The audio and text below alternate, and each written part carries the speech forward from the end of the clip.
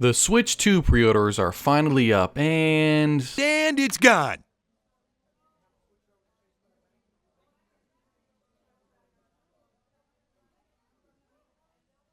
What? It's gone. It's all gone. who could have seen that coming? As I wallowed in despair from multiple websites removing my console from my cart, changing from sold out to available at the drop of a hat, I asked myself, is it really that big of a deal if I can't get the system, right out of the gate on launch day? I mean, what is the main reason to pick up a new console right away? I know some fans are worried about the potential price increase due to tariffs, but I don't see that being an issue going forward, at least for the first couple of months after the Switch's release. So the other reason would be the exclusive games in the launch window of the system and, fear of missing out. So, top of your head, what brand new games are coming to the Switch 2 at launch? And no, not Mario Kart 8. Anybody? Donkey Kong Bonanza? Well, it's not a launch day title, it's a launch window title, as it is a month after. But at least it's close enough. Anything else? Off the top of my head, I don't really have anything. Let's take a look at the launch titles coming to the Switch 2. Look at this list.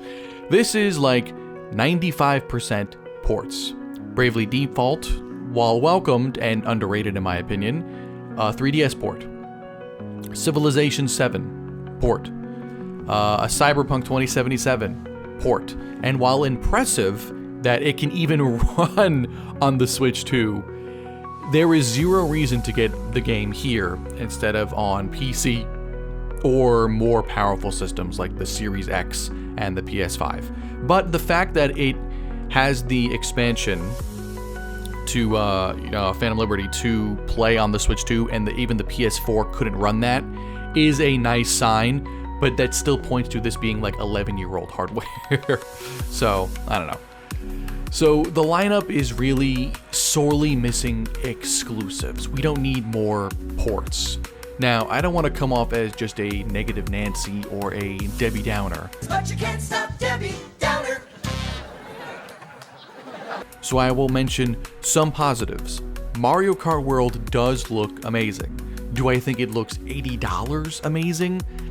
Well, no, but it still looks pretty good.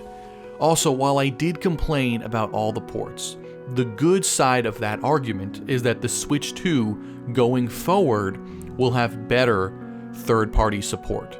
Probably the best it's had in a long time if it can compete a bit more with the other consoles in terms of power and performance.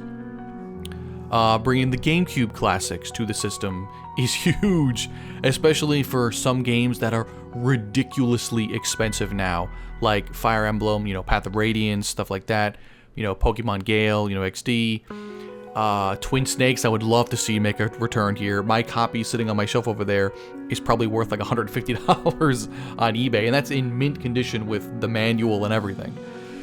So, what I like to see, HD versions of Wind Waker and Twilight Princess, even though, Wind Waker is already on the GameCube version. Yeah, I would. And luckily we still might get those, as Nintendo has not ruled them out completely. Now, I know when it comes to a launch lineup for new systems that get released, a lot of the times it's one or two big games and then ports or things like that. I get it. But at this point, the Switch came out in, 2017?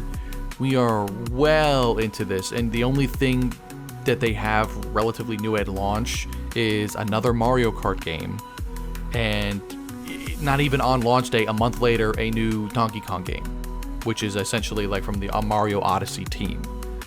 So it's not something that I feel what I like to have gotten my pre-order in a cart and paid for, and I know it's coming on launch day or a day later or whatever, just to have it and set it up and get it all ready. Yeah, but there's a lot of things that kind of turn me off, the dashboard, the UI is almost identical to the Switch UI, so you don't really get that new feeling. Same, but different. But still same. I had the same problem with the Series X going from the Xbox One, where it was it's the same thing. I used to love going from like the original Xbox to the 360 to the Xbox One, and like how things changed. Same thing with the PlayStation when it went to PS1, PS2. The PS3 had the XMB, which I love, XMD. And I don't know. I just feel like it is just a better Switch. But I was kind of hoping for a little bit more changes. But at least it's got the power and it's got the performance, and it can confidently say that it can run 11-year-old hardware now instead of like 15, 20-year-old hardware.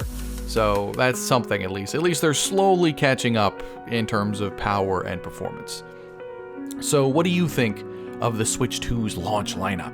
Is it enough to make you absolutely have to have the system at launch?